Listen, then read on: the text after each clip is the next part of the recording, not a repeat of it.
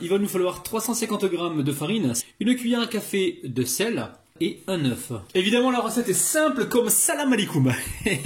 Allez, là je mets la levure sèche boulangère, je mets l'eau chaude, enfin l'eau tiède, et je vais commencer par mélanger. Alors comme d'habitude les amis, vous allez pouvoir réaliser donc cette étape 10 minutes avant de commencer la recette. Donc moi comme d'habitude, hein, je la fais en la filmant, la recette, donc voilà, c'est pour ça que je vous montre tout en temps réel. Mais vous, chez vous, tranquillement, laissez la levure dans l'eau tiède, l'eau bien tiède, hein, un peu plus que tiède. Laissez-la environ une dizaine de minutes pour avoir quelque chose qui gonfle bien. Donc pendant le repos. Allez, une fois qu'on a fait ça, ici je viens y déposer de l'œuf. Hop là. L'œuf, pareil, je prends le fouet et je mélange. Alors, il n'y a vraiment pas plus simple que cette recette, hein. Là, je viens y mettre la farine d'un coup. Hop là. Et je viens mélanger avec ma cuillère en bois rapidement. Alors, vous pouvez faire la recette dans un robot, évidemment. Mais moi, je m'adapte à vous, hein. Je sais que vous êtes nombreux à ne pas posséder de robot. Donc, j'essaie de faire les choses, enfin, le maximum de choses à la main pour que vous puissiez justement vous projeter dans la recette. Ouh là là, qu'est-ce qu'il parle bien, le rabinou, là. Ouh. Allez, on garde le sel pour la fin. On le mettra au dernier moment. Allez, on va pouvoir travailler la pâte à la main.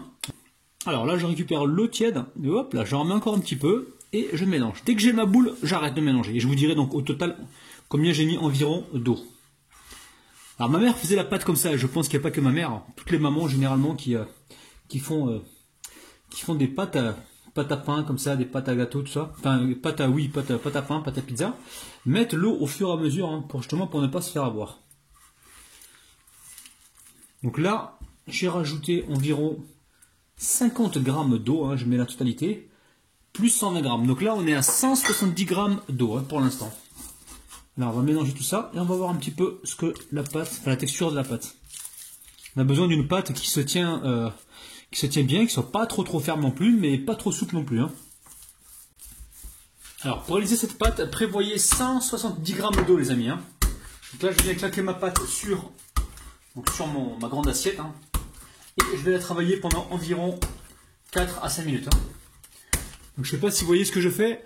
En fait, justement, les amis, en parlant de regarder ce que je fais, regardez ce que j'ai failli ne pas faire, c'est mettre le sel. J'ai encore oublié le sel, c'est un truc de malade. Mais bon, la pâte, elle n'est pas tout à fait prise. Enfin, pas tout à fait... comment dire, prête. Donc là, il est encore temps de mettre le sel, mais sinon, n'oubliez pas les amis, ne faites pas comme moi. Donc là, je récupère donc ma pâte comme ça, et je viens l'écraser donc contre mon plat. Et là, on va travailler dans 4 à 5 minutes. Hein. Alors, je mets un petit peu d'huile dans mon bol, je viens badigeonner comme ceci, et je viens y déposer la pâte. Là, je repasse un petit coup d'huile par-dessus. Et je vais venir donc filmer la pâte et la laisser donc reposer pendant... Tout dépend de la température de votre pièce, il faut vraiment que ça gonfle, que ça double voire triple de volume. Alors pour la garniture c'est simple, je mets le poêle à chauffer, je viens mettre un petit peu d'huile d'olive, donc là j'ai environ 4 cuillères à soupe. On va laisser chauffer gentiment et ensuite on va commencer donc par le bœuf haché. Alors je répartis l'huile un peu partout, je monte un petit peu la température. Là je viens déposer le morceau de bœuf.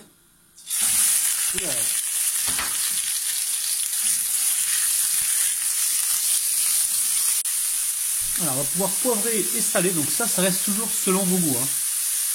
Après, on va y aller tout doucement. Hop là. Et là, on mélange. Alors, au bout de quelques minutes, on va pouvoir y ajouter l'oignon. Là, j'ai 4 champignons que j'ai coupés en petits cubes. Et ici, j'ai donc une belle poignée d'épinards. Alors, épinards que j'ai également émincés. Hein.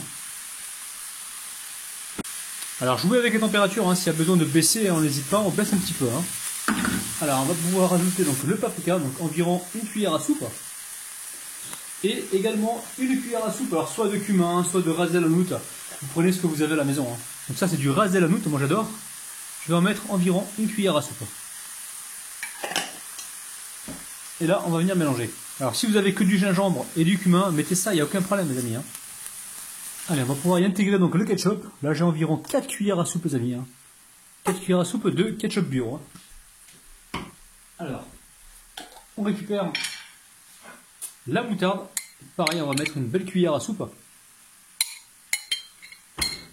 Et on va venir donc mélanger. Alors dans cette recette, vous allez pouvoir mettre de l'ail les amis. Hein.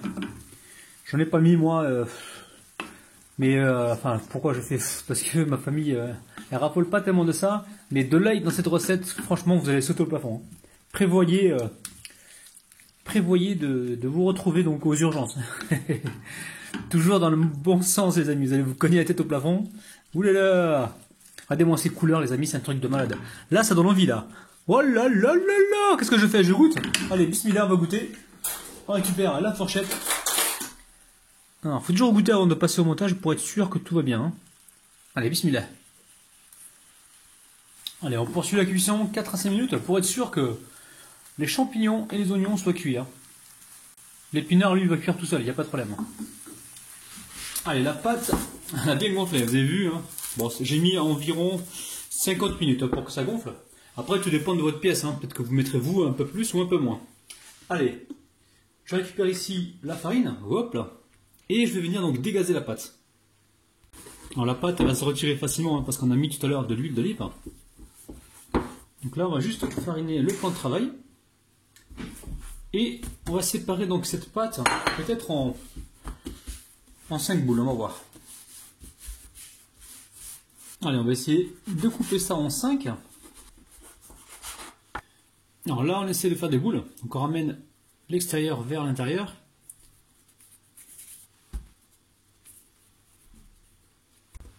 Alors très simple, ici je récupère un pâton et je viens donc l'étaler de forme ovale. Hein. Alors vous n'hésitez pas à étaler donc sur le côté large, hein. Très légèrement comme ceci. Alors quand c'est fait, vous déposez ça tout de suite donc sur une plaque recouverte d'un papier cuisson. Alors ici je récupère un œuf, je viens ici le battre, on va s'en servir comme dorure et comme colle aussi, vous allez voir. Voilà, sur le contour vous mettez donc la dorure. Une fois que c'est fait, on va venir déposer de la farce. On reste bien au centre les amis, hein. On a besoin des côtés là pour le pliage. Hein. Alors, je vous montre les 5 qui sont là. Hein. Alors, très important, très important, on mettra donc le fromage en dernier. Hein, parce que là, on va venir plier donc nos pirogues. Et si on met le fromage tout de suite, la pâte va se coller donc au fromage et ça va très mal se coller. Alors, pour réaliser nos pirogues, très simple. On va venir comme ça, épouser juste le côté, on va laisser donc le centre apparent. Et là, on va venir refermer comme ceci. Donc là, on a une pirogue. Alors c'est vrai qu'on trouve ce genre de recette en Turquie, il n'y a pas de souci. Mais là aujourd'hui, j'ai envie de faire ma pirogue martienne, les amis. Voilà, c'est très simple. Je vais faire donc la même chose avec le restant des pâtons et on se retrouve tout de suite pour la cuisson. Allez, je mets un petit peu de fromage râpé. Je préchauffe le four à environ 180 degrés. Et là, je pense qu'on est parti pour une cuisson entre 15 et 20 minutes. Il faudra bien surveiller. Allez les amis, il ne manque plus que les rames là. Allez, direction le four. Comme j'ai dit, entre 15 et 20 minutes à 180 degrés. Alors faites attention à la cuisson. Pour moi, au bout de 15 minutes, c'était plié. 15 minutes, c'était prêt. Allez, on passe aux dédicaces. Je dédicace aujourd'hui les enfants de Nacera, donc Lazini, Yasmine. Donc j'espère que tu auras ton examen avec mention. C'était le message que je devais faire passer. J'espère que tu auras vraiment ton examen avec mention.